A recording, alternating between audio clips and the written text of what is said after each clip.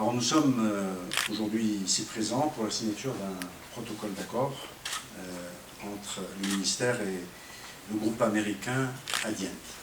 Le groupe Adient, nous avons avec eux une relation qui date. Comme vous l'avez vu, leur premier investissement était en 2018. Une première usine qui a été faite à Tanger, c'est ça, Atlantic Reason.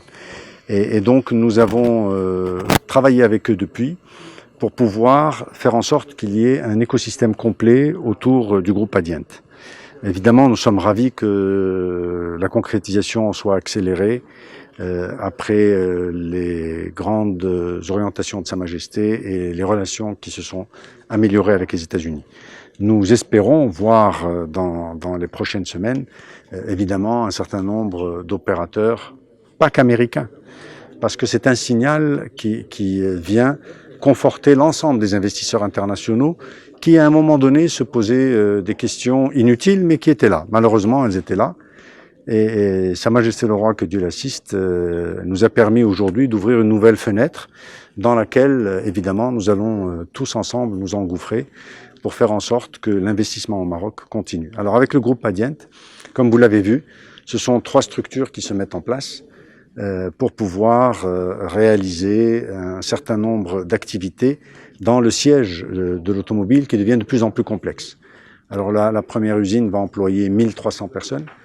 Le deuxième accord va ramener dans le sillage du groupe Adient une partie de ses sous-traitants qui va ramener plusieurs PME, y compris des PME marocaines qui veulent rentrer dans cet écosystème, pour 300 emplois. Et le dernier accord est sur une structure d'ingénierie de 50 ingénieurs de haut niveau, d'ingénieurs marocains, permettant à Adient Maroc de développer leur partie technologique. Donc l'ambition d'Adient, tout d'abord, c'est d'accélérer la production ici au Maroc. Donc on avait déjà démarré une activité de couture, de coiffe pour les sièges. Et donc c'est cette activité que nous allons étendre pour avoir à terme environ 1300 emplois directs, donc qui seront employés sur la fabrication de coiffes. Mais aussi de manière ultime, nous voulons développer un centre technique avec des ingénieurs qui nous permettront de développer et de créer les modèles de demain sur les véhicules qui équiperont les véhicules soit produits directement ici au Maroc ou en dehors du Maroc. Donc pour répondre à votre question sur vraiment ce à quoi correspond la coiffe dans la chaîne de valeur, dans un siège, c'est ce que vous voyez. C'est clairement ce qui va plaire ou ne pas plaire aux clients. Oui, d'accord. Non, pas ça.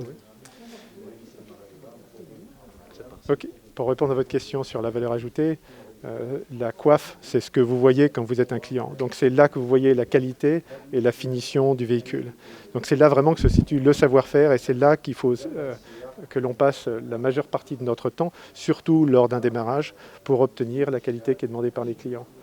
Donc c'est là qu'il y a vraiment un savoir-faire qui sera important, un savoir-faire aussi bien dans la conception que dans la réalisation, parce que, comme je vous disais, c'est cet aspect de finition qui va faire que vous aurez un véhicule de qualité ou pas.